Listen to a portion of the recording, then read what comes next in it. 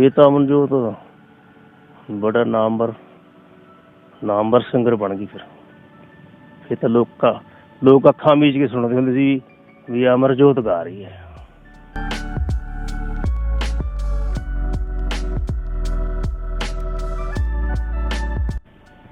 ਅਮਨਜੋਤ ਮੇਰਾ ਵਿਆਹ ਹੋਇਆ ਵਾ ਜੀ ਪਹਿਲੇ। ਭਾਬੀ ਦਿਓਰ ਨੂੰ ਕਹਿੰਦੇ ਵੀ ਜਿੰਨਾ ਚਿਰ ਚਮਕੀਲਾ ਮਾਰਕੀਟ 'ਚ ਨਾ ਤੂੰ ਗਾਉਣ ਗਾਉਣ ਦਾ ਧਿਆਨ ਖਤਮ ਕਰ ਦੇ। ਉਹ ਕਿਸੇ ਨੂੰ ਸਿਰ ਨਹੀਂ ਝੱਕਣ ਦਾ ਜਿੰਨਾ ਚਿਰ ਉਹ ਖੜਾ ਇੱਥੇ। ਉਹ ਕਹਿੰਦਾ ਵੀ ਦੇਖ ਲੈਣਾ ਕਹਿੰਦਾ ਤਜਰਬੇ ਨਾਲ। ਕਹਿੰਦਾ ਆਪਾਂ ਉਸਤਾਦ ਹੀ ਉਹਨੂੰ ਧਾਰ ਲੈਣੇ, ਫਿਰ ਤਾਂ ਕੁਛ ਨਹੀਂ ਕਹਿੰਦਾ ਆਪਾਂ ਨੂੰ।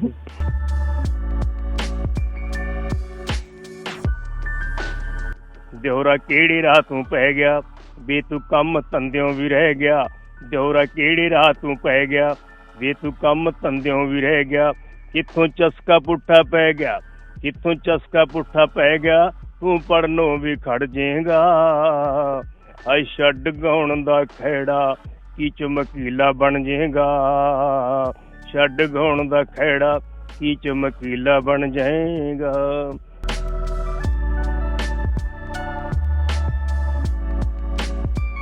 ਹੁਣ ਜੀ 18ਵਾਂ ਸਾਲ ਚੱਲਦਾ ਜੀ ਕਿ ਗਾਇਕੀ ਛੱਡੀ। ਕਾਰਨ ਕੀ ਰਿਹਾ ਇਹੋ ਜਿਹਾ? ਕੀ ਹੋ ਗਿਆ ਵੀ ਦੋਨਾਂ ਨੂੰ ਤੁਹਾਨੂੰ ਅੱਡੋ ਅੱਡ ਹੋਣਾ ਪੈ ਗਿਆ? ਵੀ ਕਿੱਥੇ ਪੂਰੀ ਚੜ੍ਹਾਈ ਉਹਨਾਂ ਟਾਈਮਾਂ ਦੇ ਵਿੱਚ ਹੈ ਨਾ, ਚਮਕ ਸਾਹਿਬ ਪੂਰੇ ਐਂ ਚੜ੍ਹਾਈ ਹੁੰਦੀ ਸੀ, ਅਵਤਾਰ ਚਮਕ, ਤੇ ਅੱਜ ਗੁੰਮਨਾਮ ਹੋਏ ਬੈਠੇ ਬਿਲਕੁਲ। ਕੀ ਕਾਰਨ ਫਿਰ ਇਹਦਾ?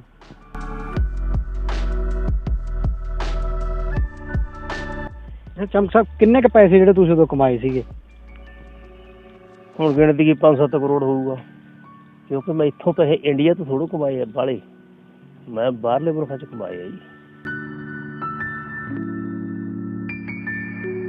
ਤੁਹਾਡੇ ਕਈ ਗੀਤ ਏਦਾਂ ਦੇ ਸ਼ਾਇਦ ਔਰਤਾਂ 'ਚ ਬਹਿ ਕੇ ਜਾਂ ਔਰਤਾਂ ਸਾਹਮਣੇ ਨਹੀਂ ਸੁਣੇ ਜਾ ਸਕਦੇ ਸੀਗੇ। ਮੇਰਾ ਹਿਸਾਬ ਕਿਤਾਬ ਹੁਣ ਜੀ ਅੱਜ ਗੀਤ ਸੁਣੋ, ਦੇਖ ਲਓ ਪੁਰਾਣੇ ਗੀਤਾਂ ਦਾ ਕੀ ਮਤਲਬ ਹੈਗੇ ਆ ਲੋਕਾਂ ਦੇ ਗਾਏ ਹੋਏ। ਜੇ ਆਪਾਂ ਉਹ ਮਨੋਰੰਜਨ ਨਾ ਦੇਵਾਂਗੇ, ਜੇ ਫਿਲਮ ਦੇ ਵਿੱਚ ਹੀਰੋ ਨੂੰ ਜੱਫੀ ਨਹੀਂ ਪਾਊਗੀ, ਹੈ ਤਾਂ ਲੱਚਰਤਾ ਉਹ, ਪਰ ਜੇ ਉਹ ਨਾ ਪਾਊ ਫਿਲਮ ਕਾਹਦੀ ਉਹ, ਇਹ ਮਨੋਰੰਜਨ ਕਾਹਦਾ ਹੋਇਆ।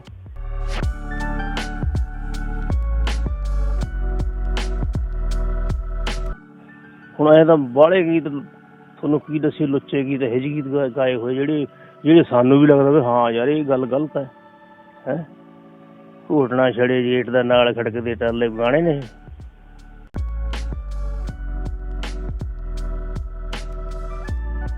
ਸਤਿ ਸ੍ਰੀ ਅਕਾਲ ਜੀ। ਬੋਲੀ ਹੌਲੀ ਬਾਬਾ ਦੇਖਣ ਵਾਲੇ ਸਾਰੇ ਦਰਸ਼ਕਾਂ ਦਾ ਸਵਾਗਤ ਹੈ ਤੇ ਮੈਂ ਹਾਂ ਪ੍ਰਿਤਪਾਲ।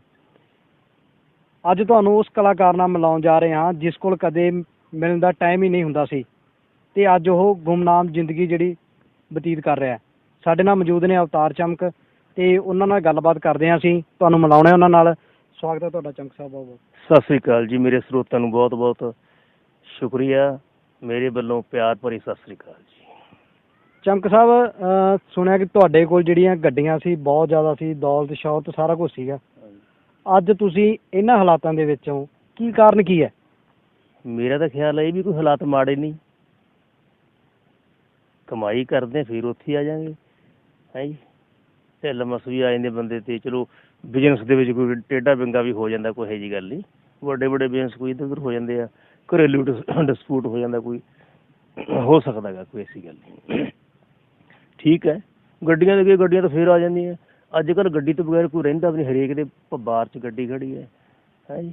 ਹੁਣ ਮੈਥੋਂ ਚੱਲਦੀਆਂ ਨਹੀਂ ਗੱਡੀਆਂ, ਕਰੀਏ ਕੀ ਫਿਰ ਹੈ ਜੀ। ਅਤੇ ਗੱਡੀ ਫਿਰ ਆ ਜਾਊਗੀ। ਹਾਂ, ਉਹਦਾ ਇੱਕ ਸ਼ੌਕ ਜਿਹਾ ਐਂ ਸੀਗਾ ਵੀ ਜਿਹੜੀ ਗੱਡੀ ਯਾਰ ਇੱਥੇ ਹੈ ਨਹੀਂ ਉਹ ਲਿਆਵਾਂਗੇ। ਇਹ ਜ਼ਰੂਰ ਹੋ ਜਾਂਦਾ। ਉਹ ਵੀ ਆਪਣੇ ਸਰੋਤਿਆਂ ਦੇ ਸਿਰ 'ਤੇ ਛਾਲ ਹੁੰਦੀ ਹੈ, ਆਪਦੇ ਸਿਰ 'ਤੇ ਕੋਈ ਛਾਲ ਨਹੀਂ ਬੰਦਾ ਮਾਰ ਸਕਦਾ। ਸਾਡੇ ਸਰੋਤੇ ਇੰਨੇ ਵਧੀਆ, ਹੁਣ ਵੀ ਕਈ ਵਾਰੀ ਕਹਿ ਦਿੰਦੇ ਬਾਹਰੋਂ ਫੋਨ ਬਣਾ ਦਿਆ, ਬਾਈ ਹੁਣ ਦੱਸ ਗੱਡੀ ਕਿਹੜੀ ਲੈਣੀ ਆ। ਮੈਂ ਕਿਹਾ ਹੁਣ ਬਾਈ ਚੱਲਦੀ ਨਹੀਂ ਮੇਰੇ ਤੋਂ ਯਾਰ, ਅਤੇ ਹੁਣ ਰਹਿਣ ਦਿਓ ਐਂ ਠੀਕ ਹੈ। ਮੈਂ ਕਿਹਾ ਕਿੰਨੀ ਕੁ ਜਿਹੜੀਆਂ ਤੁਹਾਡੇ ਕੋਲ ਗੱਡੀਆਂ ਸੀ, ਦੌਲਤ ਸ਼ੌਹਰਤ ਜਾਂ ਕੋਠੀਆਂ ਦੀ ਗੱਲ ਕਰੀਏ ਤਾਂ ਕਿੰਨਾ ਕੁ ਸੀਗਾ ਤੁਹਾਡੇ ਕੋਲ ਉਹਨਾਂ ਟਾਈਮ ਦੇ ਵਿੱਚ? ਉਹ ਐਂ ਸੀਗਾ ਜੀ, ਜਦੋਂ ਗੱਡੀ ਆਪਾਂ ਲੈ ਲੈਂਦੇ ਸੀ ਨਾ, ਹੋਰ ਇਹ ਨਹੀਂ ਮੈਂ ਬਾਹਲੀਆਂ ਗੱਡੀਆਂ ਖਰੀਦੀਆਂ ਵੀ ਉਹ ਗੱਡੀ ਲੈਣ ਦੀ, ਮੰਨ ਲਓ ਤੁਸੀਂ ਗੱਡੀ ਚਲਾਉਂਦੇ ਹੋ ਵੀ ਗੱਡੀ ਮੈਂ ਬਦਲਤੀ, ਨਵੀਂ ਲਿਆਂਦੀ, ਅਤੇ ਨਾ ਤਾਂ ਤੈਨੂੰ ਹਟਾਉਣਾ ਅਸੀਂ, ਵੀ ਬਾਈ ਗੱਡੀ ਮੈਂ ਤਾਂ ਹੋਰ ਲਿਆਂਦੀ, ਜਾਂ ਤੂੰ ਇਹ ਤੇ ਲੱਗ ਜਾ, ਵੀ ਤੂੰ ਚਲਾਈ ਚੱਲ ਯਾਰ, ਆਪਣਾ ਮੁੰਡਾ ਨਵਾਂ ਆ ਗਿਆ। ਐਂ ਗੱਡੀਆਂ ਦੀ ਕੀ ਮਤਲਬ ਗਿਣਤੀ ਵੱਧ ਗਈ ਸੀ, ਹੋਰ ਕੋਈ ਐਸੀ ਗੱਲ ਨਹੀਂ ਵੀ ਆਪਾਂ ਵਾਹਲੀਆਂ ਗੱਡੀਆਂ ਇਕੱਠੀਆਂ ਕੀਤੀਆਂ ਨਾ, ਇਹ ਨਹੀਂ ਵੀ ਆਪਾਂ ਮੁੰਡੇ ਵੀ ਜਿਹੜੇ ਮੇਰੇ ਡਰਾਈਵਰ ਸੀ ਉਹਨਾਂ ਨੂੰ ਕਿਹਾ ਵੀ ਤੂੰ ਆਪਦੇ ਕਮਾਈ ਚਲੋ ਯਾਰ, ਖਾਈ ਚੱਲੋ, ਕੋਈ ਐਸੀ ਗੱਲ ਨਹੀਂ। ਐਂ ਸੀ ਤਾਂ ਗੱਡੀਆਂ ਵੱਧ ਗਈਆਂ ਸੀ, ਹੋਰ ਕੋਈ ਨਹੀਂ। ਕੋਠੀਆਂ ਵੀ ਕਹਿੰਦੇ ਖਾਸੀਆਂ ਸੀ ਤੁਹਾਡੇ ਕੋਲ ਉਹਨਾਂ ਟਾਈਮਾਂ ਦੇ ਵਿੱਚ। ਛੋਟ ਜਿਵੇਂ ਤੁਹਾਨੂੰ ਉਹਦਾ ਪਤਾ ਕੀ ਪ੍ਰੀਤ ਜੀ, ਪੈਸੇ ਤੁਹਾਡੇ ਕੋਲ ਹੋਣਗੇ, ਹੁੰਦੇ ਹੀ ਆਪਾਂ ਨੂੰ ਵੀ ਜਦੋਂ ਪਰਿਵਾਰ ਵਾਸਤੇ ਕੋਈ ਪਲਾਟ ਲੈ ਦਿਓ, ਕੋਈ ਦੁਕਾਨ ਲੈ ਦਿਓ, ਕੁਛ ਹੁੰਦੇ ਹੀ ਆ ਤਾਂ ਸਾਰਿਆਂ ਨੂੰ, ਆਪਾਂ ਵੀ ਲਿਆ, ਸਾਰਾ ਕੁਛ ਲਿਆ ਜੀ। ਹਾਂਜੀ। ਅੱਛਾ, ਗੱਲ ਤੁਹਾਡੀ ਗਾਇਕੀ ਦੀ ਕਰੀਏ ਤਾਂ ਕਿਹੜੇ ਟਾਈਮ ਦੇ ਵਿੱਚ, ਕਿਹੜੇ ਸਨ 'ਚ ਤੁਸੀਂ ਗਾਉਣਾ ਸ਼ੁਰੂ ਕੀਤਾ ਸੀਗਾ, ਤੇ ਕੀ ਤੋਂ ਸਿੱਖਿਆ ਜਿਹੜਾ ਤੁਸੀਂ ਇਹ ਗਾਉਣਾ? ਦੇਖੋ ਜੀ, ਸਿੱਖਣ ਵਾਸਤੇ ਉਸਤਾਦ ਦੀ ਲੋੜ ਹੁੰਦੀ ਹੈ। ਮੈਂ ਤਾਂ ਖੈਰ ਹੁਣ ਜਿਵੇਂ ਕੋਈ ਉੱਥੇ ਕਹਿੰਦੇ ਸੀ ਲੁਧਿਆਣੇ ਤਾਂ ਬਾਈ ਆਇਆ ਸੀ, ਹੁਣ ਜਦੋਂ ਆਪਾਂ ਉੱਥੇ ਕੰਮ ਕਰਦੇ, ਮਜ਼ਦੂਰੀ ਕਰਦੇ, ਉਦੋਂ ਕੀ ਪਤਾ ਅਵਤਾਰ ਚਮਕ ਫਿਰਦਾ ਇਹ, ਉਹਦਾ ਤਾਂ ਕੋਈ ਪਤਾ ਨਹੀਂ। ਮੈਂ ਤਾਂ ਫੈਕਟਰੀ 'ਚ ਆਉਂਦਾ ਹੁੰਦਾ ਸੀ, ਕਦੇ ਉਸਤਾਦ ਦੇ ਦਰਸ਼ਨ ਹੁੰਦੇ ਸੀ, ਉਹਦਾ ਪ੍ਰੋਬਲਮ ਤਾਂ ਹੁੰਦੀ, ਸਾਡੇ ਤਾਂ ਗਰੀਸ ਨਾਲ ਕੱਪੜੇ ਲਿਬੜੇ ਹੁੰਦੇ ਸੀ, ਕੰਮ ਕਰਕੇ ਆਉਂਦੇ ਸੀ ਆਪਾਂ, ਅਤੇ ਦੇਖਣਾ ਆਪਾਂ ਨੂੰ ਕਿਹਨੇ ਆ। ਹੌਲੀ ਹੌਲੀ ਜਾਣੀ ਉਸਤਾਦ ਦੇ ਜਿਹੜੇ ਘਰੇ ਮਿਸਤਰੀ ਮੁਸਤਰੀ ਲੱਗੇ ਸੀ, ਉੱਥੇ ਉਹ ਕਹਿੰਦੇ ਵੀ ਧਿਆਨ ਰੱਖਿਆ ਕਰੋ। ਐਂ ਮੇਲਾ ਹੋ ਗਿਆ, ਅਤੇ ਸਿਖਾਉਣ ਦਾ ਵੀ ਟਾਈਮ ਉਸਤਾਦ ਕੋਲ ਇੰਨਾ ਜ਼ਿਆਦਾ ਨਹੀਂ ਸੀ ਜੀ, ਉਹਨਾਂ ਦੇ ਪ੍ਰੋਗਰਾਮ ਵੀ ਬਹੁਤ ਜ਼ਿਆਦਾ ਹੁੰਦੇ ਸੀ। ਫਿਰ ਅਸੀਂ ਕੀ ਕਰਦੇ, ਵਿਹਲੇ ਹੁੰਦੇ। ਨਾਮ ਕੀ ਹੈ ਉਸਤਾਦ ਦਾ, ਕਿਹਨਾਂ ਤੋਂ ਸਿੱਖਿਆ? ਸ਼੍ਰੀ ਅਮਰ ਸਿੰਘ ਚਮਕੀਲਾ, ਪੰਜਾਬ ਦੇ ਹਿੱਟ ਸਿੰਗਰ, ਤੁਹਾਨੂੰ ਪਤਾ ਹੀ ਹੈ ਦੁਨੀਆ ਪੂਜਦੀ ਉਹਨਾਂ ਨੂੰ, ਤਾਂ ਇੰਨੇ ਸਾਲ ਤਾਂ ਕੋਈ ਸੁਣ ਹੀ ਨਹੀਂ ਸਕਦਾ ਜਿੰਨੇ ਸਾਲ ਉਹਨਾਂ ਨੂੰ ਹਾਲੇ ਵੀ ਸੁਣੀ ਜਾਂਦੇ ਆ, ਚਮਕੀਲਾ ਸਾਹਿਬ ਨੂੰ। ਅਤੇ ਅਸੀਂ ਫਿਰ ਤਿਆਰੀ ਐਂ ਜਿਹੀ ਕਰ ਲੈਂਦੇ, ਉਹਨਾਂ ਦੀ ਰੀਲ ਕੈਸਟ ਲਾ ਲੈਂਦੇ, ਨਾਲ ਗਾਈ ਜਾਂਦੇ, ਬਸ ਐਂ ਤਿਆਰੀ ਹੋ ਗਈ ਜੀ। ਅੱਛਾ, ਪਹਿਲੀ ਵਾਰੀ ਜੇ ਆਪਾਂ ਗੱਲ ਕਰੀਏ ਸਟੇਜ ਦੀ, ਤਾਂ ਕਿੱਥੇ ਤੁਸੀਂ ਸਟੇਜ ਜਿਹੜੇ ਉੱਤੇ ਸ਼ੋਅ ਕੀਤਾ ਜਾ ਕੇ, ਕਿੰਨਾ ਟਾਈਮ ਹੋ ਗਿਆ? ਜਦੋਂ ਕੁਐਸਟ ਕੁਛ ਨਹੀਂ ਆਈ ਸੀ, ਉਦੋਂ ਉੱਧਰ ਹੀ ਪ੍ਰੋਗਰਾਮ ਚੱਲਦੇ ਹੋਏ ਜ਼ਿਆਦਾ, ਵੀ ਉਸਤਾਦ ਜੀ ਦੇ ਗੀਤ ਗੂਤ ਗਾ ਕੇ ਅਸੀਂ ਜਿਵੇਂ ਫਗਵਾੜੇ ਮੰਦਿਰ ਚਲੇ ਗਏ, ਉੱਥੇ ਆਪਣੇ ਰਵਿਦਾਸ ਜੀ ਦਾ ਦਿਨ ਸੀ, ਉੱਥੇ ਗਾਏ, ਐਂ ਚਲੇ ਜਾਂਦੇ ਸੀ। ਜੇ ਪੀਰਾਂ ਦਾ ਕੋਈ ਦਿਨ ਯੋਧੇ ਵਾਲਾ ਬਸਤੀ ਬਣਾਉਂਦੇ ਸੀ, ਅਸੀਂ ਉੱਥੇ ਚਲੇ ਜਾਂਦੇ, ਵੀ ਐਂ ਗਾ ਲੈਂਦੇ ਜਾ ਕੇ, ਟਾਈਮ ਦੇ ਦਿੰਦੇ ਸਾਨੂੰ ਉਹ, ਅਸੀਂ ਉਸਤਾਦ ਜੀ ਦਾ ਨਾਂ ਲੈਂਦੇ, ਉਹਨਾਂ ਦੇ ਨਾਂ 'ਤੇ ਗਾ ਆਉਂਦੇ। ਅੱਛਾ, ਅਵਤਾਰ ਤੁਹਾਡਾ ਨਾਮ ਹੈ ਨਾ, ਚਮਕ ਫਿਰ ਉਦੋਂ ਬਾਅਦ 'ਚ ਪਿਆ? ਹਾਂ ਜੀ, ਚਮਕ ਤਾਂ ਫਿਰ ਇਹ ਤਾਂ ਗਾਇਕੀ ਦਾ ਨਾਮ ਹੈ ਜੀ, ਇਹ ਤਾਂ ਹਰਜੀਤ ਸੀ ਆਪਣੇ ਗਿੱਲ, ਜਿਹੜੇ ਸਾਡੇ ਉਸਤਾਦ ਜੀ ਦੇ ਨਾਲ ਬਾਜਾ ਵਜਾਉਂਦੇ, ਇਹ ਉਹਨਾਂ ਨੇ ਰੱਖਿਆ ਹੈ ਨਾਮ ਮੇਰਾ। ਅੱਛਾ, ਤੁਹਾਡੀਆਂ ਜਿਹੜੀਆਂ ਹੁਣ ਤੱਕ ਕਿੰਨੀਆਂ ਕੈਸਟਾਂ ਜਿਹੜੀਆਂ ਹੁਣ ਆ ਗਈਆਂ ਨੇ ਮਾਰਕੀਟ ਦੇ ਵਿੱਚ? ਕਿੰਨੀਆਂ? 72 ਕੈਸਟਾਂ ਫੀਤੇ ਵਾਲੀਆਂ, ਜਿਹੜੇ ਬਾਕੀ ਗਾਣੇ ਖੁੱਲ੍ਹੇ ਚੱਲਦੇ ਆ, ਜੇ ਕੈਸਟਾਂ ਬੰਦ ਹੋ ਗਈਆਂ, ਆਹ ਚੈਨਲ ਚੱਲ ਪਏ, ਇਹ ਜੀ ਆਹ ਚੈਨਲ ਆਏ, ਆਹ ਚੈਨਲ, ਉਹਨਾਂ ਜਿਹੜੇ ਗੀਤ ਆਏ ਲਗਭਗ 3 ਕੈਸਟਾਂ ਉਹ ਹੋਣਗੀਆਂ ਜੀ, ਜ਼ਿਆਦਾ ਹੋ ਸਕਦੀਆਂ, ਜਾਣੀ ਮੈਨੂੰ ਲੱਗਦਾ ਵੀ 700-800 ਗੀਤ, 800 ਦੇ ਨੇੜੇ ਹੈ। ਅੱਛਾ, ਅਜਿਹਾ ਕੀ ਕਾਰਨ ਹੋ ਗਿਆ ਕਿ ਅਵਤਾਰ ਚਮਕ ਅਰਸ਼ ਤੋਂ ਫਰਸ਼ 'ਤੇ ਆ ਗਿਆ? ਇਹ ਕੁਦਰਤ ਦੀ ਖੇਡ ਹੁੰਦੀ ਜੀ, ਕੁਦਰਤ ਹੈ। ਕਾਂਗਰਸ ਨੇ ਕਿੰਨਾ ਸਿਰ ਰਾਜ ਕੀਤਾ, ਹੁਣ ਦੇਖ ਲਓ ਕਿੰਨੇ ਸਾਲ ਹੋ ਗਏ ਸੈਂਟਰ 'ਚ ਹੈ ਹੀ ਨਹੀਂ। ਇਹ ਕੁਦਰਤ ਦੀ ਖੇਡ ਹੁੰਦੀ ਹੈ। ਆਪਣੇ ਚਲੋ ਹੁੰਦਾ ਵੀ ਤੂੰ ਮੈਂ ਘਰ 'ਚ ਹੋ ਹੀ ਜਾਂਦੀ ਹੈ, ਡਿਸਪਿਊਟ ਹੋ ਗਿਆ, ਆਪਾਂ ਗਾਇਕੀ ਤੋਂ ਦੂਰ ਜੀ ਜਾਣ ਲੱਗ ਗਏ, ਵੀ ਛੱਡੋ ਯਾਰ ਹੁਣ ਐਵੇਂ ਕਾਹਨੂੰ। ਚੱਲ ਹੌਲੀ ਹੌਲੀ, ਮੈਂ ਪਿੰਡ ਸੀ, ਚੱਲ ਇੱਥੇ ਪਰਿਵਾਰ ਆਪਦਾ ਕੰਮ ਕਰਦਾ ਸੀ, ਹੌਲੀ ਹੌਲੀ ਚਲੋ ਅਸੀਂ ਗੁਰਵਿੰਦਰ ਬਰਾੜ ਜੀ ਮੇਰੇ ਗੁਆਂਢੀ ਹੈ, ਉਹ ਸੈਰ ਸ਼ੁਰੂ ਕਰਨ ਇੱਧਰ ਆਉਂਦੇ, ਜਦੋਂ ਆਉਂਦੇ ਮੇਰੇ ਕੋਲ ਬਹਿ ਜਾਂਦੇ ਆ ਕਿ ਵੀਡੀਓ ਜੀ ਬਣਾਉਣ ਲੱਗਦੇ। ਮੈਂ ਕਿਵੇਂ ਗੁਰਵਿੰਦਰ? ਕਹਿੰਦਾ ਯਾਰ ਮੇਰੀ ਇੱਛਾ ਹੈ ਯਾਰ, ਗੁੱਸਾ ਤਾਂ ਨਹੀਂ ਕਰਦੇ? ਮੰਨਣਾ ਨਹੀਂ, ਦੱਸੋ ਗੁੱਸਾ ਕਾਹਦਾ ਕਰਨਾ? ਕਹਿੰਦਾ ਜੇ ਤੁਹਾਨੂੰ ਦੋਨਾਂ ਨੂੰ ਇਕੱਠੇ ਮੈਂ ਗਾਉਣ ਲਾ ਦਿਆਂ ਯਾਰ, ਉਹ ਤਾਂ ਉਹਨੇ ਕਿਹਾ ਸੀ ਇਕੱਠੇ ਕਰਦੇ ਹਾਂ, ਚੱਲ ਨਾਲ ਹੀ ਕੋਠੀ ਉਹਦੀ, ਚੱਲ ਮੈਂ ਤੇਰੀ ਇੱਛਾ ਹੈ।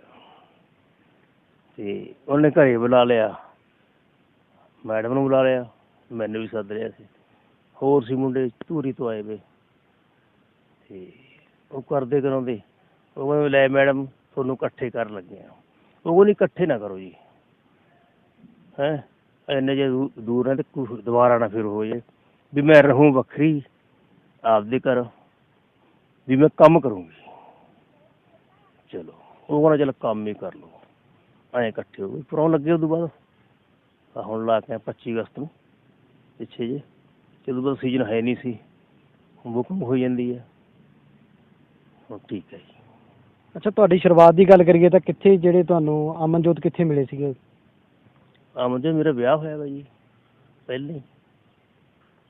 ਉਹ ਤਾਂ ਐਂ ਸੀ, ਮੇਰੇ ਉਸਤਾਦ ਜੀ ਕਹਿਣ ਲੱਗੇ ਕਿ ਉੱਥੇ ਰਹਿੰਦੇ ਸੀ ਅਤੇ ਅਸੀਂ ਜਿਵੇਂ ਨਿੱਕੇ ਜਿਹੇ ਕਲਾਕਾਰ ਸੀ, ਨਿੱਕੇ ਨਿੱਕੇ ਉੱਥੇ ਕਲਾਕਾਰ ਕੁੜੀਆਂ ਹੀ ਮਿਲੀਆਂ ਸਾਨੂੰ, ਜਿਵੇਂ ਕਿਤੇ ਕਹਿੰਦੇ ਕੋਈ ਐਂ ਮਿੱਤਰ ਪਿਆਰਿਆਂ ਦੇ ਆ ਗਿਆ ਕੋਈ ਮਾੜਾ ਮੋਟਾ ਫੰਕਸ਼ਨ ਉੱਥੇ ਸੀ ਲੁਧਿਆਣੇ 'ਚ ਹੀ, ਅਸੀਂ ਹੋਰ ਕੁੜੀ ਲਿਜਾ ਕੇ ਮਾੜਾ ਮੋਟਾ ਫੰਕਸ਼ਨ ਕਰੇ ਆਉਂਦੇ। ਅਤੇ ਇੱਕ ਦਿਨ ਅਸੀਂ ਗਏ, ਕੁੜੀ ਕਿਸੇ ਹੋਰ ਕਲਾਕਾਰ ਨਾਲ ਚਲੀ ਗਈ, ਇੱਧਰ ਸੀ ਫਰੋਮ ਬਠਿੰਡੇ ਵੱਲ ਹੀ, ਅਤੇ ਉਸਤਾਦ ਜੀ ਕਹਿੰਦੇ ਉੱਧਰ ਜਾਏ ਸੀ ਵੀ। ਮੈਂ ਕਿਹਾ ਜੀ ਅਸੀਂ ਗਏ ਨਹੀਂ, ਉਹ ਗੇੜਾ ਦੇ ਆਏ ਸੀਗੇ ਵੀ ਗਾਇਆ ਨਹੀਂ, ਕੁੜੀ ਹੈ ਨਹੀਂ ਸੀ, ਕੁੜੀ ਕਿਸੇ ਕਲਾਕਾਰ ਨਾਲ ਚਲੀ ਗਈ ਸੀ। ਅਤੇ ਉਹ ਕਹਿੰਦੇ ਕੀ ਯਾਰ ਜਵਾਬ ਕਿਵੇਂ ਦੇਗੀ? ਉਹ ਕਹਿੰਦਾ ਤੂੰ ਇਹਨੂੰ ਤਿਆਰ ਕਰਨਾ ਕੁੜੀ ਨੂੰ। ਚੱਲ ਮੈਂ ਕਿਹਾ ਇਹਨੂੰ ਤਿਆਰ ਕਰ ਦਿੰਦੇ। ਉਹ ਤਿਆਰੀ ਕਰਦੀ ਰਹਿੰਦੀ ਉੱਤੇ, ਫੈਸਟ ਲਾ ਕੇ ਨਾਲ ਗਾਉਂਦੀ ਰਹਿੰਦੀ ਅਮਰਜੋਤ ਦੇ। ਤਿਆਰੀ ਹੋ ਗਈ ਉਹਦੀ, ਐਂ ਤਿਆਰੀ ਕਰ ਲਈ ਸੀ। ਫਿਰ ਤਾਂ ਅਮਨਜੋਤ ਬੜਾ ਨਾਮਵਰ ਸਿੰਗਰ ਬਣ ਗਈ। ਫਿਰ ਤਾਂ ਲੋਕ ਅੱਖਾਂ ਮੀਚ ਕੇ ਸੁਣਦੇ ਹੁੰਦੇ ਸੀ ਵੀ ਅਮਰਜੋਤ ਗਾ ਰਹੀ ਹੈ।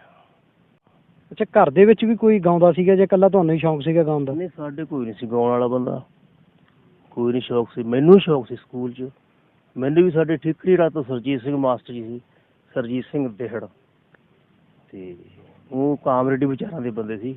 ਉਹ ਮੈਥੋਂ ਕਵਿਤਾਵਾਂ ਵਗੈਰਾ ਗਵਾਉਂਦੇ ਰਹਿੰਦੇ ਸੀ ਕਾਮਰੇਡੀ ਸਕੂਲ 'ਚ। ਅਖੀਰ ਉਹ ਮੈਨੂੰ ਕਿਤੇ ਕਹਿਣ ਲੱਗ ਗਿਆ ਨਾ ਤੂੰ ਕਲਾਕਾਰ ਬਣ ਜਾਏਗਾ, ਤੂੰ ਲੁਧਿਆਣੇ ਵਗ ਜਾ, ਕੀ ਲੈਣਾ ਪੜ੍ਹਨ ਪੁੜ੍ਹਨ ਤੋਂ, ਕਹਿੰਦਾ ਪੜ੍ਹਾਈਆਂ ਤਾਂ ਇੱਥੇ ਹੀ ਰਹਿ ਜਾਂਦੀਆਂ ਸਾਰੀਆਂ। ਮੈਂ ਠੀਕ ਹੈ ਜੀ। ਚੱਲ ਮੈਨੂੰ ਫਿਰ ਉਹ ਜਿਵੇਂ ਕਹਿੰਦੇ ਆ ਉਹ ਚੁਆਤੀ ਜਿਹੀ ਲੱਗ ਗਈ। ਮੈਂ ਹੌਲੀ ਹੌਲੀ ਲੁਧਿਆਣੇ ਦਾ ਰਸਤਾ ਫੜ ਲਿਆ।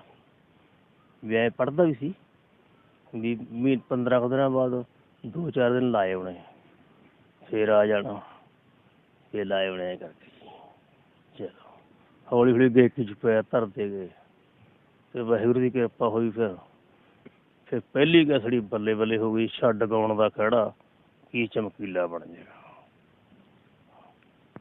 ਗਾ ਕੇ ਵੀ ਸੁਣਾ ਦਿਓ ਸਾਡੇ ਦਰਸ਼ਕਾਂ ਨੂੰ ਇੱਕ ਵਾਰੀ। ਅੱਛਾ, ਉਹ ਜੀ ਦਿਓਰ ਭਰਜਾਈ ਦੀ ਕਹਾਣੀ ਇਹ। ਸਾਡੇ ਸਿਮਰਜੀਤ ਸਿੱਧੂ ਹੁਣ ਤਾਂ ਕੈਨੇਡਾ ਰਹਿੰਦੇ, ਉਹ ਰਾਇਕਿਆਂ ਵਾਲੇ, ਉਹਨਾਂ ਦਾ ਲਿਖਿਆ ਗੀਤ ਹੈ। ਜਦੋਂ ਉਸਤਾਦ ਦੀ ਡੈਥ ਹੋਈ ਹੈ, ਉਹ ਵੈਸੇ ਉਹ ਤੋਂ ਪਹਿਲਾਂ ਮੇਰੇ ਪ੍ਰਾਹੁਣੇ ਲੱਗਦੇ ਹੁੰਦੇ ਸੀਗੇ, ਅਤੇ ਉਹਨੇ ਗੀਤ ਲਿਖਿਆ ਸੀ। ਭਾਬੀ ਦਿਓਰ ਨੂੰ ਕਹਿੰਦੇ ਵੀ ਜਿੰਨਾ ਚਿਰ ਚਮਕੀਲਾ ਮਾਰਕੀਟ 'ਚ ਨਾ ਤੂੰ ਗਾਉਣ ਗਾਉਣ ਦਾ ਧਿਆਨ ਖਤਮ ਕਰ ਦੇ, ਉਹ ਕਿਸੇ ਨੂੰ ਸਿਰ ਨਹੀਂ ਚੱਕਣ ਦਾ ਜਿੰਨਾ ਚਿਰ ਉਹ ਫੜਾ ਇੱਥੇ। ਉਹ ਕਹਿੰਦਾ ਵੀ ਦੇਖ ਲੈਣਾ ਕਹਿੰਦਾ ਤਜਰਬੇ ਨਾਲ, ਕਹਿੰਦਾ ਆਪਾਂ ਉਸਤਾਦ ਹੀ ਉਹਨੂੰ ਧਾਰ ਲੈਣਾ, ਫਿਰ ਤਾਂ ਕੁਛ ਨਹੀਂ ਕਹਿੰਦਾ ਆਪਾਂ ਨੂੰ। ਦਿਓਰਾ ਕਿਹੜੀ ਰਾਹ ਤੂੰ ਪੈ ਗਿਆ ਵੀ ਤੂੰ ਕੰਮ ਧੰਦਿਓਂ ਵੀ ਰਹਿ ਗਿਆ, ਦਿਓਰਾ ਕਿਹੜੀ ਰਾਹ ਤੂੰ ਪੈ ਗਿਆ ਵੀ ਤੂੰ ਕੰਮ ਧੰਦਿਓਂ ਵੀ ਰਹਿ ਗਿਆ, ਕਿੱਥੋਂ ਚਸਕਾ ਪੁੱਠਾ ਪੈ ਗਿਆ, ਕਿੱਥੋਂ ਚਸਕਾ ਪੁੱਠਾ ਪੈ ਗਿਆ, ਤੂੰ ਪੜ੍ਹਨੋਂ ਵੀ ਖੜ ਜਾਏਗਾ। ਹਾਏ ਛੱਡ ਗਾਉਣ ਦਾ ਖਹਿੜਾ ਕੀ ਚਮਕੀਲਾ ਬਣ ਜਾਏਗਾ, ਛੱਡ ਗਾਉਣ ਦਾ ਖਹਿੜਾ ਕੀ ਚਮਕੀਲਾ ਬਣ ਜਾਏਗਾ। ਉਹ ਕਹਿੰਦਾ ਦਿਲ ਦੀਆਂ ਖੋਲ ਸੁਣਾਵਾਂ ਕੀ ਨੂੰ, ਪੈਂਦਾ ਖਾਣ ਨੂੰ ਦੱਸਾਂ ਜੀ ਨੂੰ, ਦਿਲ ਦੀਆਂ ਖੋਲ ਸੁਣਾਵਾਂ ਕੀ ਨੂੰ, ਪੈਂਦਾ ਖਾਣ ਨੂੰ ਦੱਸਾਂ ਜੀ ਨੂੰ, ਦਿੰਦੀ ਯਾਰ ਹੌਸਲਾ ਮੈਨੂੰ, ਦਿੰਦੀ ਯਾਰ ਹੌਸਲਾ ਮੈਨੂੰ, ਮੈਂ ਤੈਨੂੰ ਸੁਣਾਤਾ ਨੀ, ਹਾਏ ਪਤਾ ਲੱਗੂ ਜਦੋਂ ਬੋਰਡ ਮੈਂ ਲੁਧਿਆਣੇ ਲਾਤਾ ਨੀ, ਪਤਾ ਲੱਗੂ ਜਦੋਂ ਬੋਰਡ ਮੈਂ ਲੁਧਿਆਣੇ ਲਾਤਾ ਨੀ। ਜਾਣੀ ਲੁਧਿਆਣੇ ਮੈਂ ਬੋਰਡ ਨਹੀਂ ਲਾਇਆ, ਮੇਰੀ ਰੈਸ਼ ਬਠਿੰਡੇ ਸੀ, ਮੈਂ ਇੱਥੋਂ ਹੱਲਿਆ ਨਹੀਂ। ਫਿਰ ਮੈਂ ਮਾਰਕੀਟ ਆਦੀ ਬਠਿੰਡੇ ਬਣਾ ਕੇ। ਅੱਛਾ ਚੰਕ ਸਾਹਿਬ, ਜਿਹੜੇ ਤੁਸੀਂ ਗਾਣੇ ਗਾਉਂਦੇ ਸੀ ਲਿਖਦੇ ਵੀ ਆਪ ਹੀ ਸੀਗੇ ਜਾਂ ਕਿਸ ਤੋਂ ਲੈਂਦੇ? ਨਹੀਂ ਜੀ, ਮੇਰੇ ਲੇਖ ਸੀ। ਆਹ ਗੀਤ ਪਹਿਲਾ ਗੀਤ ਹੈ ਮੇਰਾ, ਇਹ ਸੀ ਆ ਸਿਮਰਜੀਤ ਸਿੱਧੂ ਰਾਇਕਿਆਂ ਵਾਲੇ। ਇਹਦੇ ਵਿੱਚ ਗੀਤ ਸੀ ਮਹਿਤੇ ਵਾਲੇ ਗਿੱਲ ਦਾ ਸੀ, ਗੱਡੀ ਜੱਟ ਦੀ ਜਾਂਦੀ ਆ ਧੂੜਾਂ ਪੱਟ ਦੀ ਬਠਿੰਡੇ ਤੋਂ ਅੰਦੌਰ ਵੱਲੀਏ, ਅਤੇ ਹੋਰ ਲੇਖ ਵੀ ਸੀਗੇ। ਉਦੋਂ ਬਾਅਦ ਰਮੇਸ਼ ਬਰੇਟਾ ਅਤੇ ਆਪਣੇ ਗਿੱਲ ਮਹਿਤੇ ਵਾਲਾ, ਉਦੋਂ ਬਾਅਦ ਆਪਣੇ ਕੋਮਲ ਸੁਨਾਮੀ ਜੀ ਆਏ, ਉਹਨਾਂ ਦੇ ਬਹੁਤ ਗੀਤ ਹਿੱਟ ਹੋਏ ਜੀ। ਅਤੇ ਉਦੋਂ ਬਾਅਦ ਐਕਸੀਡੈਂਟ ਹੋ ਗਿਆ ਸੀ ਉਹਦਾ, ਅਤੇ ਉਹ ਫਿਰ ਚੱਲ ਮੇਰੀ ਲਾਈਨ ਤੋਂ ਦੂਰ ਚਲੇ ਗਏ ਵਿਚਾਰੇ। ਅਤੇ ਜੇ ਉਹ ਜਿਉਂਦੇ ਹੁੰਦੇ ਫਿਰ ਤਾਂ ਕਾਨੂੰ ਆਪ ਪੁਆੜਾ ਹੀ ਨਹੀਂ ਪੈਣਾ ਸੀ ਕਿਸੇ ਗੱਲ ਦਾ, ਉਹ ਸਿਆਣਾ ਬਹੁਤ ਸੀ ਬੰਦਾ ਜੀ। ਅੱਛਾ, ਹੁਣ ਗੱਲ ਕਰੀਏ ਤਾਂ ਤੁਹਾਨੂੰ ਹੁਣ ਕਿੰਨਾ ਸਮਾਂ ਜਿਹੜਾ ਹੋ ਗਿਆ ਗਾਇਕੀ ਛੱਡੀ ਨੂੰ, ਕਿੰਨਾ ਕੁ ਟਾਈਮ ਹੋ ਗਿਆ ਤੁਹਾਨੂੰ ਇਕੱਠਿਆਂ ਨੂੰ ਗਾਇਆ ਨੂੰ? ਹੁਣ ਜੀ 17-18 ਸਾਲ, 18ਵਾਂ ਸਾਲ ਚੱਲਦਾ ਜੀ ਗਾਇਕੀ ਛੱਡੀ ਨੂੰ। ਕਾਰਨ ਕੀ ਰਿਹਾ, ਇਹੋ ਜਿਹਾ ਕੀ ਹੋ ਗਿਆ ਵੀ ਦੋਨਾਂ ਨੂੰ ਤੁਹਾਨੂੰ ਅੱਡੋ ਅੱਡ ਹੋਣਾ ਪੈ ਗਿਆ? ਬਸ ਹੁੰਦਾ ਜੀ ਕਈ ਵਾਰੀ ਪਤਾ ਹੀ ਨਹੀਂ ਲੱਗਦਾ ਵੀ ਕੀ ਹੋ ਗਿਆ। ਅੱਜ ਅਸੀਂ ਠੀਕ ਹੈ, ਜੋ ਮਾੜੇ ਮੋਟੇ ਡਿਸਪੂਟ ਵਾਲੀ ਗੱਲ ਸੀ ਉਹ ਜਦੋਂ ਆਪਾਂ ਇੱਕ ਸਾਹਮਣੇ ਕਹਿ ਦਈਏ ਵੀ ਚਲੋ ਜੋ ਯਾਰ ਹੋਇਆ ਤਾਂ ਹੁਣ ਇਹਨੂੰ ਮਿੱਟੀ ਪਾ ਦਿਓ, ਫਿਰ ਕੰਮ ਖਤਮ ਹੋ ਜਾਂਦਾ ਹੈਗਾ। ਅਤੇ ਫਿਰ ਹੁਣ ਗੱਲਾਂ ਉਹ ਕਰਨ ਦਾ ਕੋਈ ਫਾਇਦਾ ਹੀ ਨਹੀਂ। ਠੀਕ ਹੈ, ਹੁਣ ਅਸੀਂ ਸਾਡਾ ਪਰਿਵਾਰ ਵਧੀਆ ਆਉਂਦਾ ਜਾਂਦਾ, ਮੇਰੇ ਕੋਲ ਵਧੀਆ ਪਤਾ ਲੈਂਦੇ ਆ, ਕੋਈ ਇਹੋ ਜਿਹੀ ਗੱਲ ਨਹੀਂ। ਫੰਕਸ਼ਨ ਵੀ ਲਾ ਕੇ ਆਉਂਦੇ ਆ, ਅਸੀਂ ਤਿਆਰੀ ਕਰਨ ਵੀ ਆਉਂਦੇ ਆ, ਕਈ ਮੈਂ ਵੀ ਚਲਾ ਜਾਣਾ ਉੱਧਰ। ਇਹ ਤਾਂ ਹੁਣ ਮੈਨੂੰ ਡੇਂਗੂ ਜਿਹਾ ਹੋ ਗਿਆ ਸੀ, ਮੈਂ ਤਾਂ ਮੰਜੇ 'ਤੇ ਪਿਆ ਸੀ, ਕਮਜ਼ੋਰ ਜਿਹਾ ਵਾਲਾ ਹੋ ਗਿਆ। ਹੁਣ ਹਸਪਤਾਲ ਜਿਹੜੇ ਬੈਠੇ ਸੀ ਨਾ ਜਾ ਕੇ, ਹਾਂਜੀ ਇੱਧਰੋਂ ਮੇਰੀ ਮਾਂ ਚਲੀ ਜਾਂਦੀ। ਅੱਛਾ, ਘਰ ਦੇ ਵਿੱਚ ਹੋਰ ਕੌਣ ਕੌਣ ਆ ਬੱਚੇ ਤੁਹਾਡੇ? ਮੇਰੇ ਬੱਚੇ ਜੀ 2 ਮੁੰਡੇ ਆ ਅਤੇ ਕੁੜੀਆਂ 2, ਬਸ ਇਹ ਅਮਨ ਹੈ। ਇੱਧਰ ਸਾਡੇ ਬੇਬੇ ਮਾਤਾ, ਇਹਦੀ ਸੇਵਾ ਕਰਦੇ ਹਾਂ ਅਸੀਂ। ਚਲੋ ਐਂ ਜੇ ਟਾਈਮ ਟੱਪੀ ਜਾਂਦਾ ਵਧੀਆ। ਕਦੇ ਬੱਚਿਆਂ ਨੇ ਨਹੀਂ ਕਿਹਾ ਵੀ ਪਾਪਾ ਤੁਸੀਂ ਉੱਧਰ ਆਓ, ਘਰੇ ਸਾਡੇ ਨਾਲ ਰਹੋ? ਕਦੇ ਉਹਨਾਂ ਨੂੰ ਐਂ ਲੱਗਦਾ ਹੁੰਦਾ ਵੀ ਜੇ ਇਕੱਠੇ ਕਰਤੇ ਕਿਤੇ ਬੋਲ ਨਾ ਬਹਿਣ, ਵੀ ਜਿਵੇਂ ਇੱਕ ਦੂਜੇ ਦਿਮਾਗੀ ਗੱਲ ਹੁੰਦੀ ਨਾ ਵੀ ਆਪਾਂ ਤੇਰੀ ਗੱਲ ਮੈਨੂੰ ਚੰਗੀ ਨਹੀਂ ਲੱਗਦੀ, ਮੇਰੀ ਤੈਨੂੰ ਚੰਗੀ ਨਹੀਂ ਲੱਗਦੀ। ਉਹ ਬੱਚੇ ਐਂ ਕਰ ਦਿੰਦੇ ਵੀ ਚਲੋ ਡੈਡੀ ਤੇ ਕੋਈ ਗੱਲ ਨਹੀਂ, ਇੱਥੇ ਆਉਂਦੇ ਗੇੜਾ ਗੂੜਾ ਦੇਣ ਆਉਂਦੇ ਆ, ਬਸ ਐਂ ਜੀ ਵੀ ਉਹ ਸੋਚਦੇ ਵੀ ਜੇ ਇਕੱਠੇ ਬਹਿ ਕੇ ਕਿਤੇ ਲੜ ਨਾ ਪੈਣ।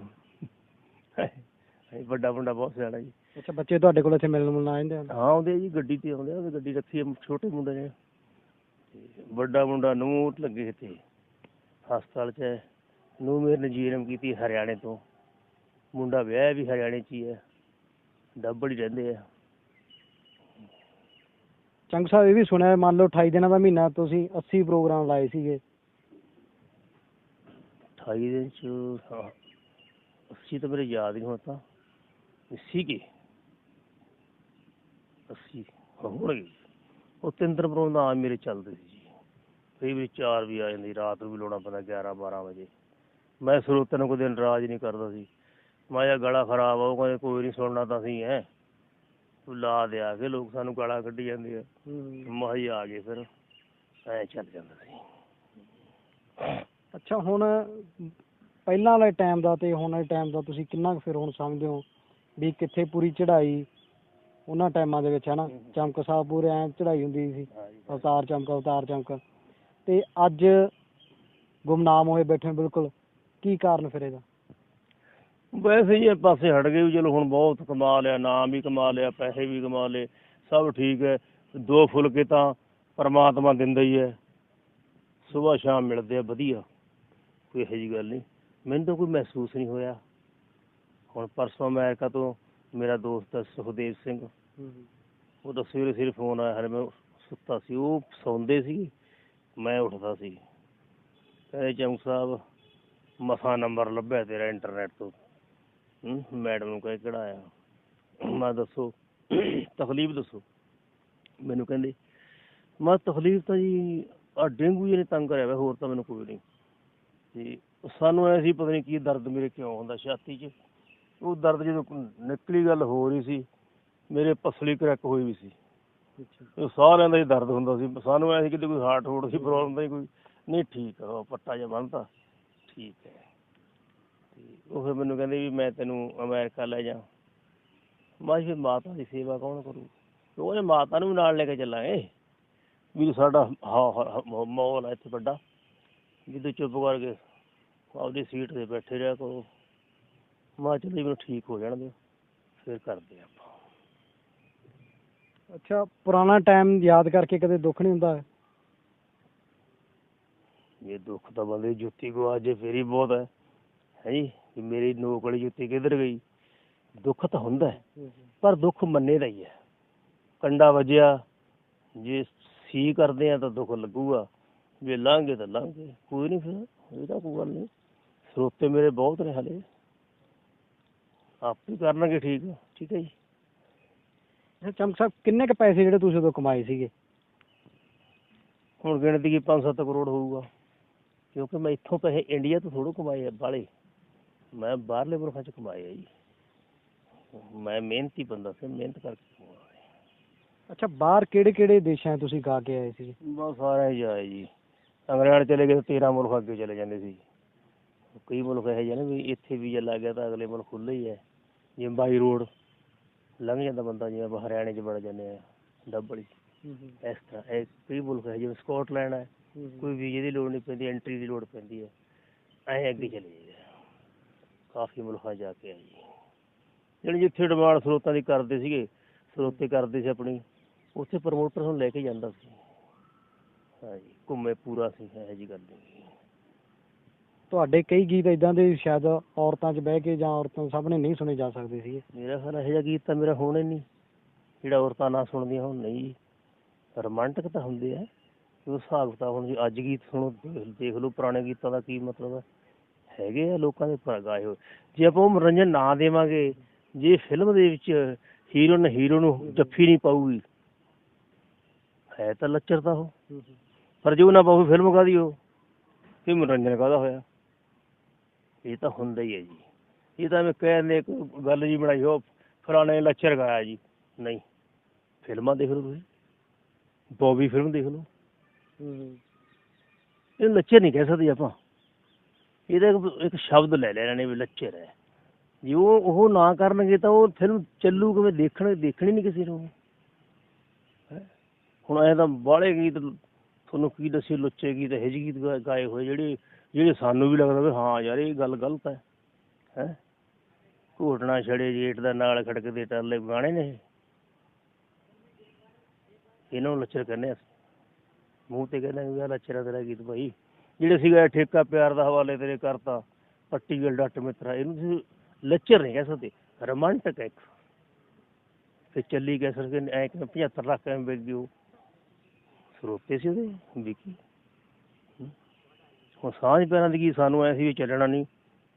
ਜਦੋਂ ਤਿਆਰ ਕਰ ਰਹੇ ਸੀ ਮੈਂ ਤੇ ਘਮਾਣ ਸਾਹਿਬ, ਅਤੇ ਉਹ ਕਹਿੰਦਾ ਵੀ ਗੀਤ ਮਸਾਂ ਹੀ ਚੱਲੂਗਾ, ਅਤੇ ਉਹ ਗੀਤ ਮੇਰੇ ਸਾਰੀਆਂ ਕੈਸਟਾਂ ਨੂੰ ਕਰੋਸ ਕਰ ਗਿਆ ਜੀ। ਅੱਜ ਵੀ ਸਟੇਜ 'ਤੇ ਮੈਨੂੰ ਗਾਉਣਾ ਪੈਂਦਾ 3 ਵਾਰੀ 4 ਵਾਰੀ। ਇੱਕ ਗੀਤ ਤੁਹਾਡੇ ਕੋਲ ਹੋਰ ਸੁਣਾਂਗੇ ਆਪਾਂ, ਕਿਹੜਾ ਗੀਤ ਸੁਣਾਓਗੇ ਤੁਸੀਂ? ਇਹੀ ਸੁਣਾ ਦੇਵਾਂਗੇ ਫਿਰ।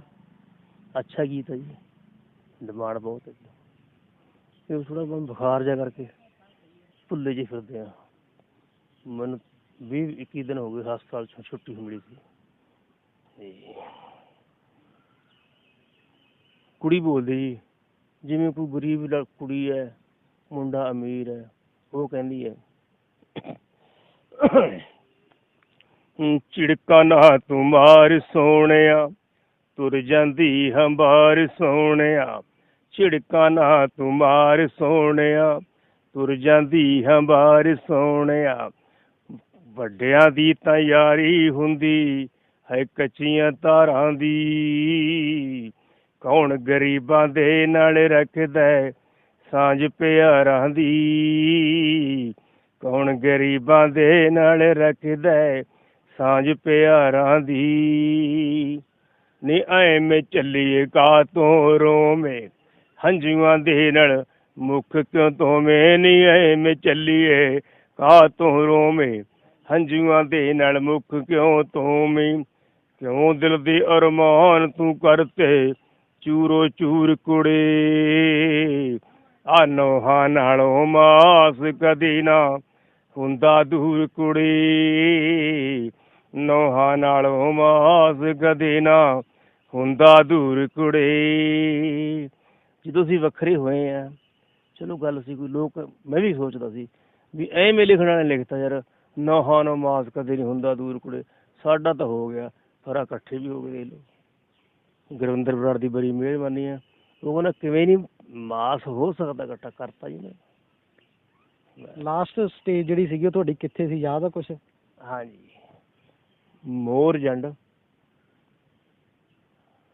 ਸੰਗਰੀਏ ਕੋਲੇ ਸਰਪੰਚ ਦੇ ਘਰੇ ਖੜਾ ਸੀ। ਉਸ ਤੋਂ ਬਾਅਦ ਸੀਜ਼ਨ ਵੀ ਖਤਮ ਹੋ ਗਿਆ ਸੀ।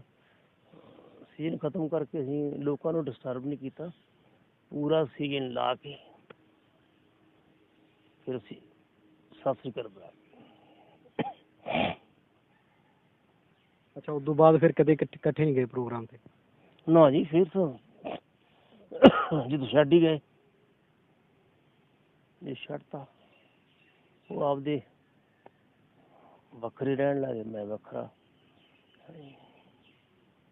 ਕਦੇ ਕਿਸੇ ਨੇ ਚਾਹਿਆ ਨਹੀਂ, ਕੋਈ ਰਿਸ਼ਤੇਦਾਰ ਨੇ, ਕੋਈ ਜਿਵੇਂ ਕਲਾਕਾਰ ਹੁੰਦੇ ਆ ਵਿੱਚ ਆਪਣੇ ਨਾਲ ਗਾਉਂਦੇ ਨੇ ਜਾਂ ਹੋਰ ਜਾਂਦੇ ਨੇ, ਉਹਨਾਂ ਨੇ ਕਦੇ ਚਾਹਿਆ ਨਹੀਂ ਵੀ ਇਕੱਠੇ ਕਰਾ ਦਈਏ, ਤੁਹਾਨੂੰ ਇਕੱਠੇ ਗਾਉਣ ਲੱਗ ਜਾਓ ਫਿਰ ਤੁਸੀਂ?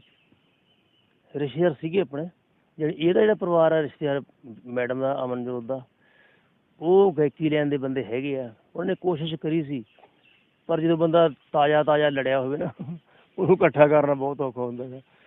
ਇਹ ਤਾਂ ਕੁਛ ਟਾਈਮ ਟੱਪ ਜੇ ਫਿਰ ਤਾਂ ਇਕੱਠੇ ਹੋ ਜਾਂਦੇ ਆ, ਤਾਜ਼ਾ ਨਹੀਂ ਹੁੰਦਾ ਗਾ, ਕਿਉਂ ਉਹ ਗੱਲਾਂ ਚੁੱਭਦੀਆਂ ਰਹਿੰਦੀਆਂ। ਇਸ ਕਰਕੇ ਕੋਸ਼ਿਸ਼ ਕੀਤੀ ਪਰ ਨਹੀਂ ਲੋਟ ਆਈ। ਜਦੋਂ ਆਪਾਂ ਐਂ ਕਹਿ ਦਈਏ ਵੀ ਜੇ ਸਾਨੂੰ ਇਕੱਠੇ ਕਰੋਗੇ ਅਸੀਂ ਮਰ ਜਾਵਾਂਗੇ, ਅਤੇ ਫਿਰ ਉਹ ਰਿਸ਼ਤੇਦਾਰ ਪਿੱਛੇ ਹਟ ਜਾਂਦੇ, ਜਦੋਂ ਆਪਾਂ ਠੰਡੇ ਹੋਣ ਦੇ ਐਂ ਹੁੰਦਾ। ਅੱਛਾ, ਹੁਣ ਤੁਸੀਂ ਇੰਨੇ ਸਾਲਾਂ ਬਾਅਦ ਹੁਣ ਫੇਰ ਇਕੱਠੇ ਹੋਏ ਹੋ, ਇਕੱਠੇ ਰਹਿਣ ਵੀ ਲੱਗੇ ਹੋ ਜਾਂ ਇਕੱਲੇ ਪ੍ਰੋਗਰਾਮ ਜਿਹੜੇ ਅਖਾੜੇ ਲਾਉਣੇ ਉਹੀ ਇਕੱਠੇ ਲਾਉਣੇ? ਹਾਲੇ ਪਹਿਲੇ ਉਹਨਾਂ ਨੇ ਕਹਿ ਦਿੱਤਾ ਸੀਗਾ ਬਰਾੜ ਜੀ ਨੂੰ ਵੀ ਅਸੀਂ ਗਾਵਾਂਗੇ ਜੀ, ਅਜੇ ਰਵਾਂਗੇ ਵੱਖਰੇ ਅਤੇ ਆਉਣ ਵਾਲਾ ਸਮਾਂ ਦੱਸੂਗਾ ਕਿਵੇਂ ਰਹਿੰਦੇ ਅਸੀਂ। ਕੋਈ ਪ੍ਰੋਗਰਾਮ ਲਾਇਆ ਹੁਣ ਤੁਸੀਂ ਜਦੋਂ ਦੇ ਇਕੱਠੇ ਹੋ? ਕਿੰਨਾ ਟਾਈਮ ਹੋ ਗਿਆ ਹੁਣ ਤੁਹਾਨੂੰ ਇਕੱਠੇ ਨੂੰ? ਹੁਣ ਤਾਂ 25 ਅਗਸਤ ਤੋਂ ਪਹਿਲਾਂ ਇਕੱਠੇ ਹੋਏ ਸੀ, 25 ਅਗਸਤ ਦਾ ਅਖਾੜਾ ਹੀ ਲਾਇਆ ਸੀ ਇਕੱਠਿਆਂ ਨੇ। ਠੀਕ ਹੈ ਜੀ।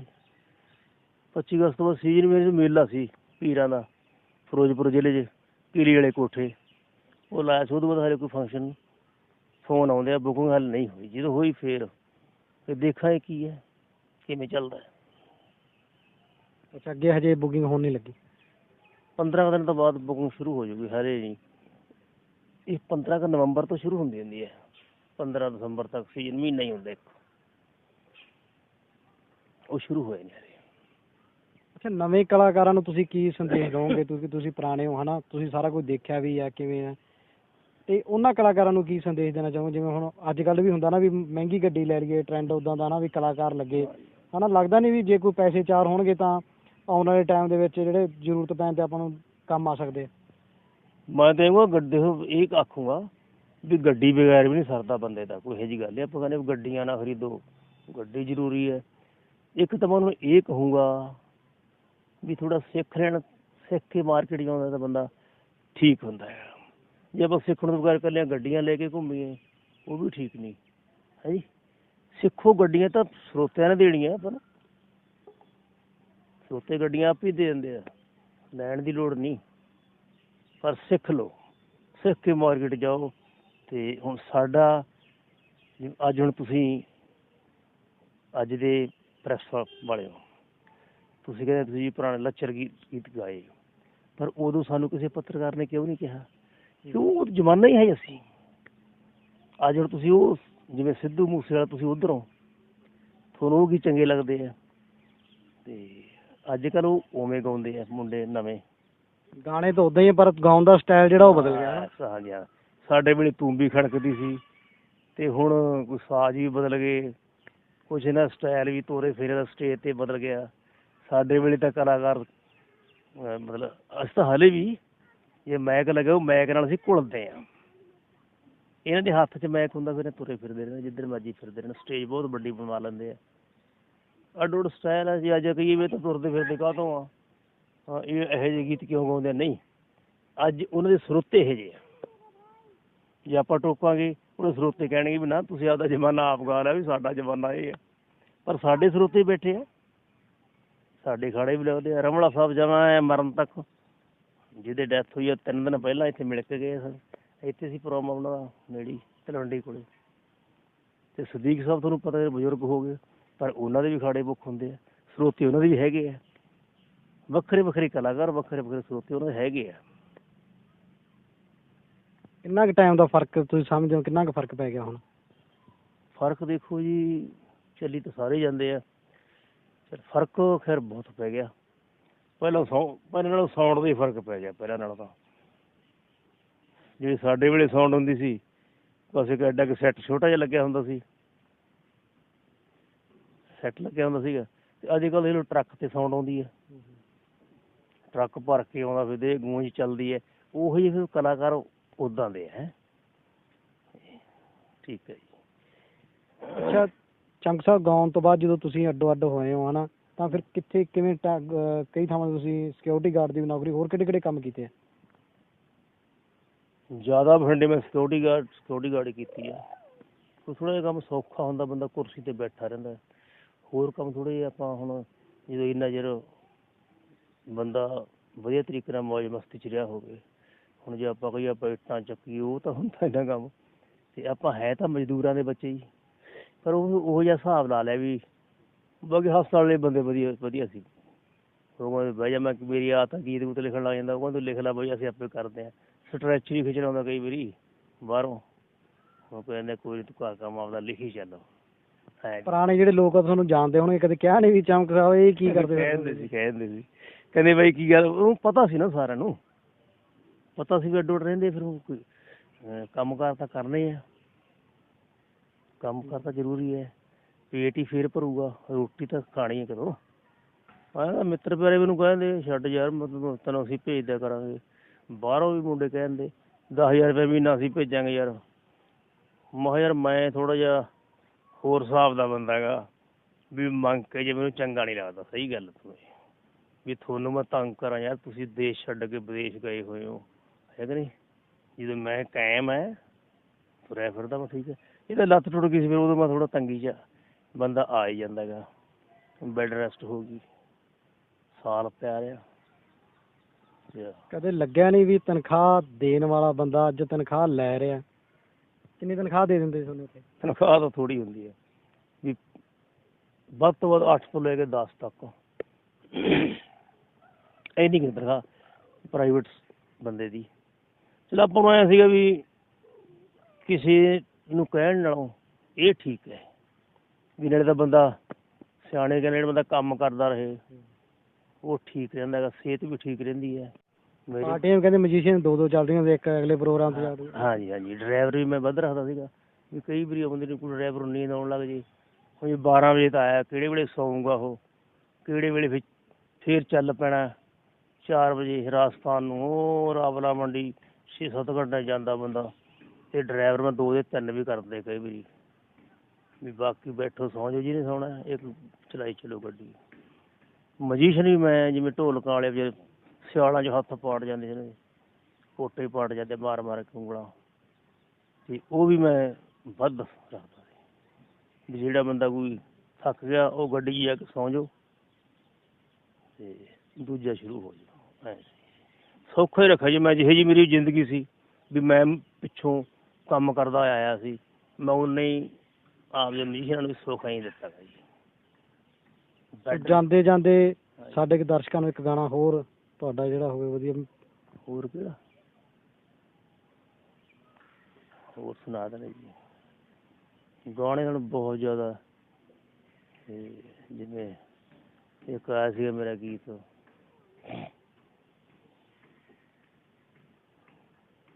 ਬਾਪੂ ਬੇਬੇ ਦਾ ਸੀਗਾ। ਕੁੜੀ ਕਹਿੰਦੀ ਹੈ ਘਰ ਵਾਲੇ, ਉਹ ਕਹਿੰਦਾ ਬੇਬੇ ਨੂੰ ਹੋ ਗਿਆ ਵੀ ਮੰਜੇ 'ਤੇ ਪਈ ਇੱਧਰ।